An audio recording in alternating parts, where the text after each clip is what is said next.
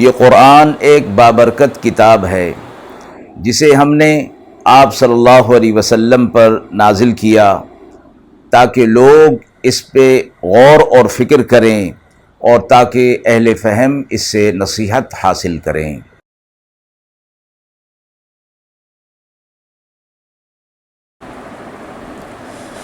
بسم اللہ الرحمن الرحیم۔ السلام علیکم ورحمۃ اللہ وبرکاتہ۔ ناظرین اکرام، درس قرآن مجید کے آج کے اس پروگرام میں ہم سورہ فاطر کی آیت نمبر 15 تا آیت نمبر 26 کا ترجمہ اور تفسیر پیش کر رہے ہیں اور آخر میں پوچھے گئے سوال کا جواب ہوگا۔ اعوذ باللہ من الشیطان الرجیم،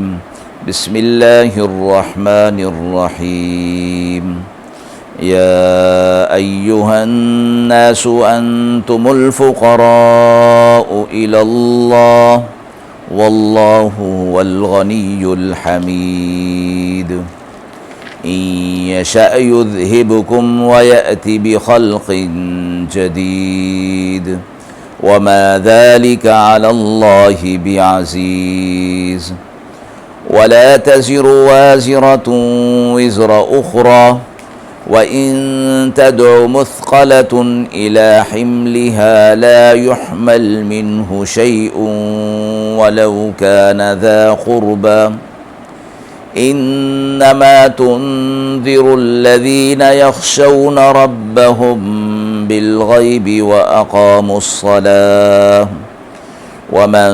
تزكى فإنما يتزكى لنفسه وإلى الله المصير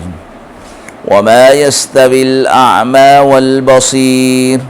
ولا الظلمات ولا النور ولا الظل ولا الحرور وما يستوي الأحياء ولا الأموات ان اللہ یسمع من یشاء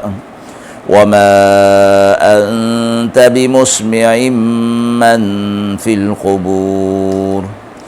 ان انت الا نذیر انا ارسلناک بالحق بشیرا ونذیرا وَإِن مِّنْ أُمَّةٍ إِلَّا خَلَا فِيهَا نَذِيرٌ وَإِن يُكَذِّبُوكَ فَقَدْ كَذَّبَ الَّذِينَ مِن قَبْلِهِمْ جَاءَتْهُمْ رُسُلُهُم بِالْبَيِّنَاتِ وَبِالزُّبُرِ وَبِالْكِتَابِ الْمُنِيرِ ثم اخذت الذين كفروا فكيف كان نكير۔ آیات مبارکہ کا ترجمہ ملاحظہ فرمائیں۔ اے لوگو، تم اللہ کی طرف محتاج ہو اور اللہ وہی ہے جو غنی ہے اور تعریف کا مستحق ہے۔ اگر چاہے تمہیں فنا کر دے اور لے آئے تمہاری جگہ ایک نئی مخلوق، اور یہ بات اللہ پر کچھ مشکل نہیں، اور نہ اٹھائے گا کوئی اٹھانے والا بوجھ دوسرے کا، اور اگر پکارے کوئی بوجھل اپنا بوجھ ہٹانے کے لیے تو کوئی نہ اٹھائے گا اس سے ذرا بھی، اگرچہ ہو وہ قریبی۔ بے شک آپ تو ڈر سنا دیتے ہیں ان کو جو ڈرتے ہیں اپنے رب سے بغیر دیکھے اور نماز قائم کرتے ہیں، اور جو کوئی پاک ہوتا ہے تو وہ اپنے لیے پاک ہوتا ہے، اور اللہ ہی کی طرف سب کو لوٹ کر جانا ہے۔ اور برابر نہیں اندھا اور دیکھنے والا، اور نہ یہ کہ اندھیرا اور اجالا برابر ہے، اور نہ سایہ اور روشنی برابر نہیں ہو سکتے، اسی طرح زندہ اور نہ مردے برابر ہو سکتے ہیں۔ بے شک اللہ سناتا ہے جس کو چاہتا ہے، اور آپ قبر میں پڑے ہوں کو نہیں سنا سکتے۔ آپ تو بس ڈر کی خبر پہنچانے والے ہیں۔ ہم نے بھیجا ہے آپ کو سچا دین دے کر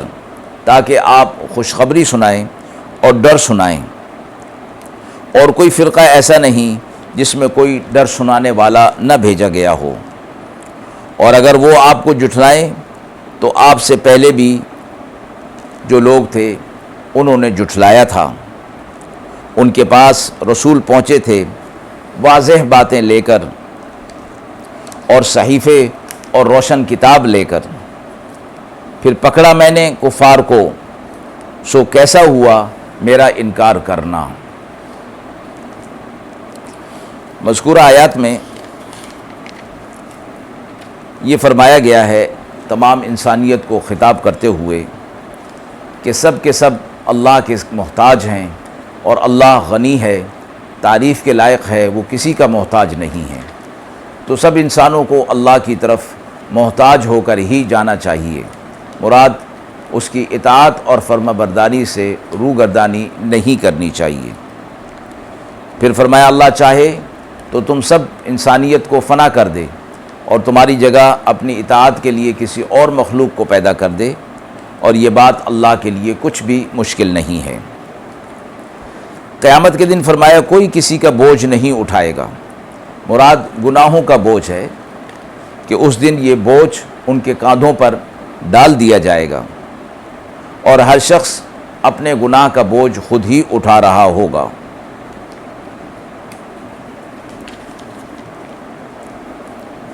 اور فرمایا کہ کوئی چاہے گا کہ میرے اس گناہ کا بوجھ کوئی اور اٹھا لے، اگرچہ وہ اس کا قریبی کوئی رشتہ دار ہی کیوں نہ ہو، یہاں تک کہ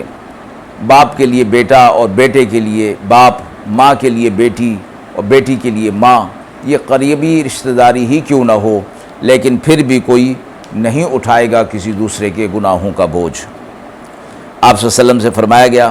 کہ آپ تو ان لوگوں کو بس آخرت کا ڈر سنانے کے لیے ہیں، عذابات کا ڈر ان کو بتا دیجئے، اور وہ ڈریں گے وہی جو غیب پر ایمان رکھتے ہیں اور اپنے رب سے ڈرتے ہیں، نماز قائم کرتے ہیں، اور پھر آپ صلی اللہ علیہ وسلم کی بات، حق بات کو قبول کر کے شریعت مطہرہ پر جو آ جاتا ہے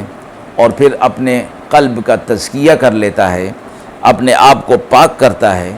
تو یہ پاک کرنا اس کو خود نفع دے گا، اور اللہ کی طرف سب کو لوٹ کر جانا ہے۔ تو اللہ تبارک و تعالی جس طرح لوگ اپنے اعمال کر کے آئیں گے اس کے مطابق ان کے ساتھ معاملہ کرے گا۔ پھر فرمایا کہ اندھا اور دیکھنے والا کہیں برابر نہیں ہوتے، اسی طرح روشنی اور اندھیرا یہ برابر نہیں ہے، سایہ اور روشنی برابر نہیں، زندہ اور مردہ برابر نہیں ہو سکتے۔ تو یہ مثال دے کر فرمایا کہ جس طرح زندہ اور مردہ جو ہے وہ برابر نہیں ہے، اسی طرح یہ لوگ جو حق کو قبول نہیں کر رہے اور آپ صلی اللہ علیہ وسلم کی بات کو سن نہیں رہے ہیں، یہ ایسے ہیں جیسے کہ مردے ہوتے ہیں، قبروں کے اندر مردے ہیں۔ فرمایا کہ آپ جو قبروں کے اندر مردے بن کر چلے گئے دنیا سے، آپ ان کو سنا نہیں سکتے، البتہ آپ ان کو ابھی اس دنیا کے اندر رہتے ہوئے انہیں آخرت کی طرف سے عذابات کی وعید انہیں ضرور سنا سکتے ہیں۔ پھر ہم نے آپ کو بشارت دینے والا اور ڈر سنانے والا بنا کر بھیجا ہے ان لوگوں کی طرف،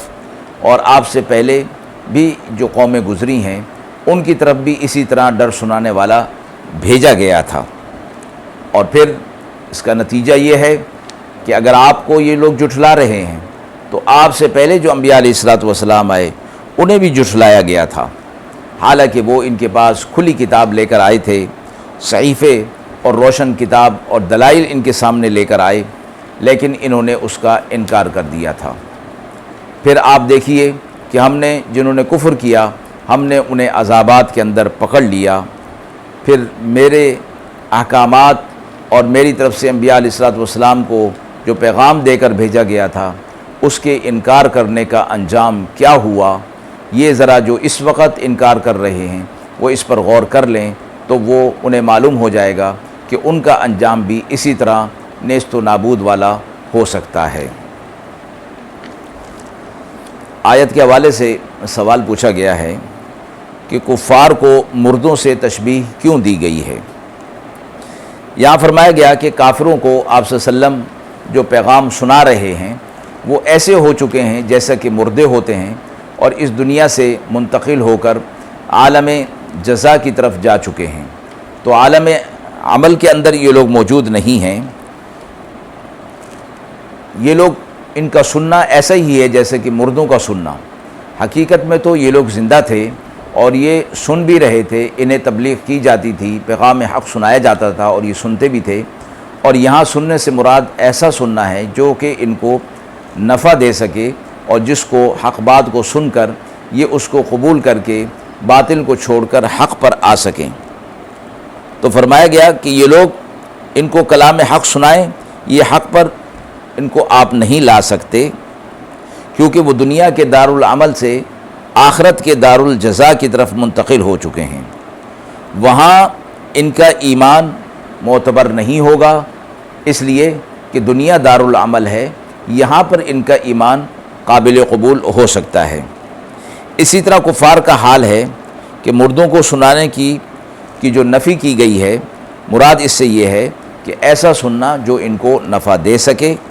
جس کی وجہ سے وہ حق کو سن کر